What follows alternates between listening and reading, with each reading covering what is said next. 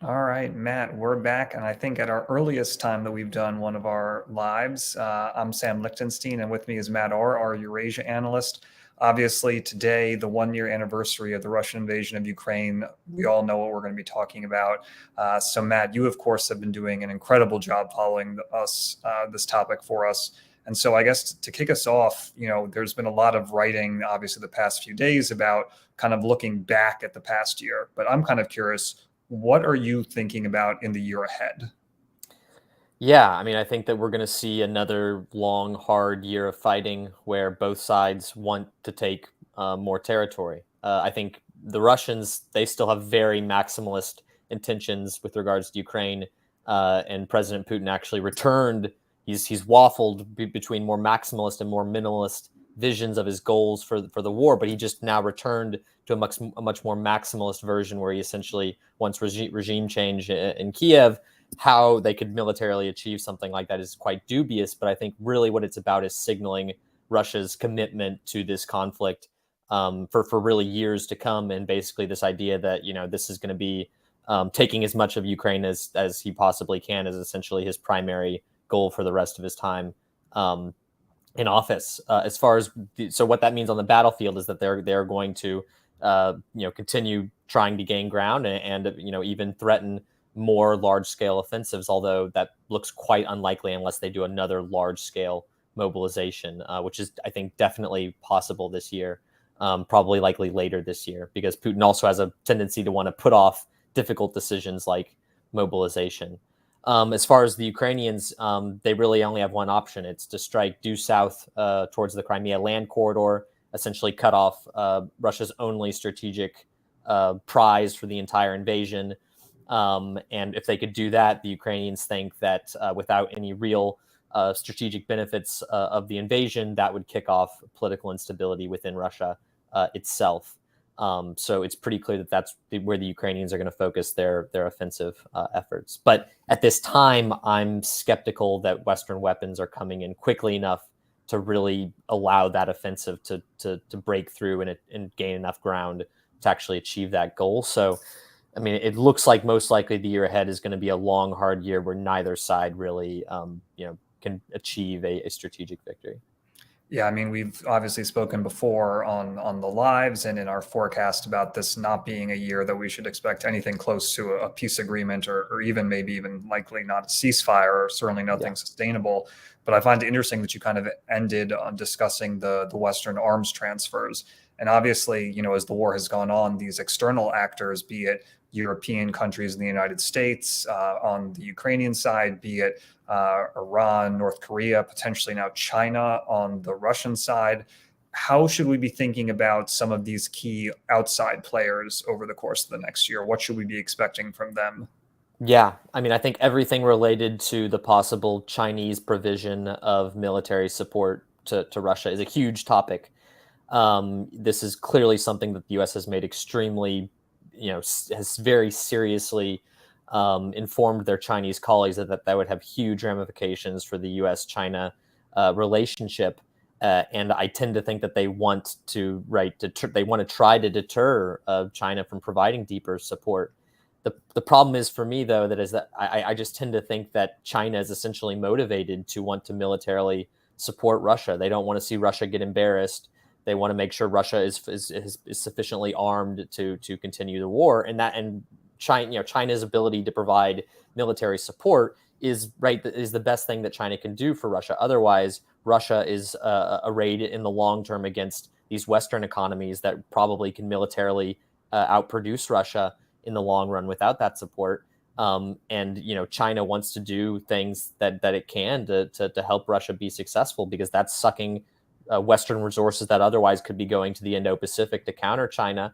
And also, but by the way, China knows that Russia's this continued war is actually weakening Russia's negotiating position vis-a-vis China. It means that when Russia comes and tries to sell something like 40 billion cubic meters of gas to China, China can take the price as low as they want, and basically hold all the cards in the relationship. So I tend to think that it's a huge topic to continue watching, and particularly for Western investors, because I tend to think it's undervalued the extent to which we could see the merging of the Ukraine war and U.S.-China decoupling essentially, and a lot of these more restrictive measures that people are kind of throwing down the road could actually end up coming somewhat earlier than people expect. All right. Well, that's again a perfect transition because I think where we want to end our conversation is talking about from kind of our client perspective, organizationally, from a corporate kind of boardroom standpoint, what are some of the big risks that people should be thinking about this coming year? Yeah, I mean, look, as the conflict goes on, I think it's pretty clear that a lot of the commodities that originally spiked in price following the invasion, we're going to see continued upward pressure on those, be it oil prices or certain minerals produced by Russia, even to a lesser extent grain, simply because the conflict is going, and Russia is going to still have all of the same problems that it's had with regards to getting its exports, its commodities out of the country in an economical way and finding buyers for them, right? Particularly as the U.S. the West and the U.S. in particular is looking for new ways to restrict Russia. Well, if commodity exports are such a large portion of Russia's economy, those are the obvious targets for more and more restrictions, be them tariffs or actual sanctions that prevent the export of these things. So I think that's definitely something to watch. I mean, I think the other really key thing to keep in mind here is that Putin's not going to back down, and I think that means that this whole the conflict between the West and Russia, what that means for European businesses having to more and more decouple from Russia, U.S. businesses, all of that is going to continue. So they really need to shed possibly some of these illusions that they might have that things are going to get easier, that operations in Russia or even Russia's near abroad are going to get somewhat easier. I think that Russia is going to have this kind of aggressive foreign policy, certainly for this year and likely longer. And so it really does call into question kind of the feasibility of a lot of those operations, which many of which are still continuing. And then Matt, just to follow up on kind of the points you made at the end there, you made this very interesting statement that in light of this potential Chinese provision of military assistance to Russia, that you're being or we're at least thinking through the possibility that this kind of U.S.-China strategic competition gets caught up with the U.S.-Russia-Ukraine standoff. And so I would imagine that from a business standpoint, obviously, I mean, every company wants to know about operations in China, either because they have retail there, they have manufacturing there, they have some sort of link there. And so if I hear you right, if this report is actually true from a compliance, supply chain, reputational management standpoint, all things that we need to be concerned about. Yeah, absolutely. And essentially, as you know from our internal discussions, right, there's a couple ways that this could all shake out.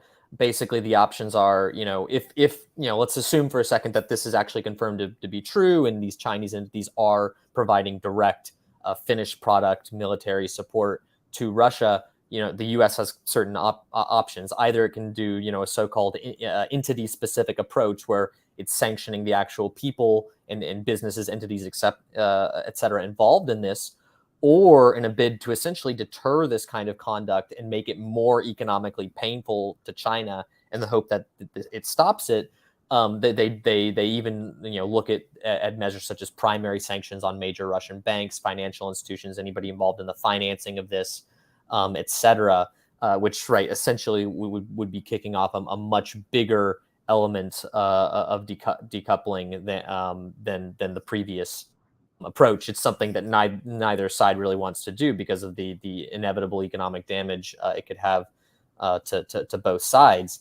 But I mean, I think the general message that should be made clear to companies with operations in China is that it's very clear that we're on a trajectory like this, and so really, at least in my estimation, it's really more a matter of time because before these questions just become more and more and more relevant with each passing month and year.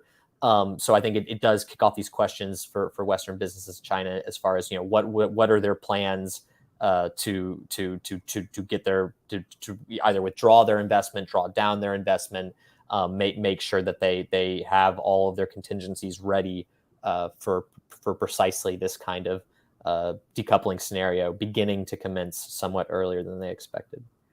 All right, well, let's end there because that certainly lays out plenty of things for folks to be considering. If you want to read more of Matt's great work, please go to rainnetwork.com. That's RANE network.com. Matt, I know you're actually going to be publishing a column later today, kind of a retrospective on the past year of the war. So if you want to read that and see more great work from Matt and all of us, please visit us. Everybody, enjoy the rest of your week. Thanks, Sam.